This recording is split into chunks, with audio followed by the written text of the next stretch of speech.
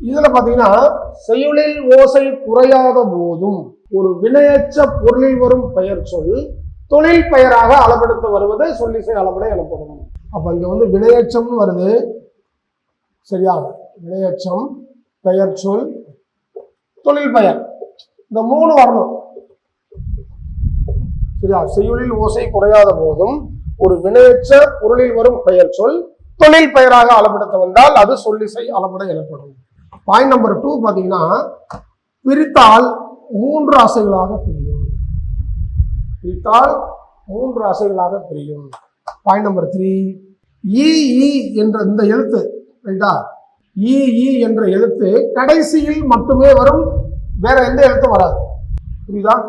3 point ரொம்ப முக்கியம். Example பார்ப்போம். ஒரு 2-3 எக்ஸாம்பிள் தான் இருக்கு, அதே தான் திரும்பி திரும்பி வரும். உடி தலிவி, அப்புறம் உரநசையி, வரநசையி, இது 3 சொல்லையும் பாருங்க, கடைசியில மட்டும்தான் அந்த அளபடை வந்திருக்கும். இங்க வந்து பாத்தீங்கன்னா இல் பிளஸ் ஈங்கிற எழுத்து, இங்க பாத்தீங்கன்னா இச்சு பிளஸ் ஐ வந்து நெடில், ஈ வந்து குறி, இங்கேயும் என்னது இச்சு பிளஸ், ரைட்டா? அப்ப ஈ என்ற எழுத்து கடைசியில் மட்டும் வந்தால் அது சொல்லிசை அளபடை எனப்படும். சரி, இதுல வினையச்சம், பெயர் சொல், தொழில் பெயர்லாம் எங்க சார் வருது அப்படின்னா, குடி அப்படின்னா மக்கள், குடினா யாரு? மக்கள், குடிமக்கள். இதுல தலிவி அப்படின்னா தழுவுதல், தழுவுதல் அப்படின்னா காப்பாற்றுதல் அப்படின்னு அர்த்தம், சரியா? இதுல வந்து என்ன இருக்கு அப்படின்னா தலிவிங்கிற வினையச்சம் இருக்கு.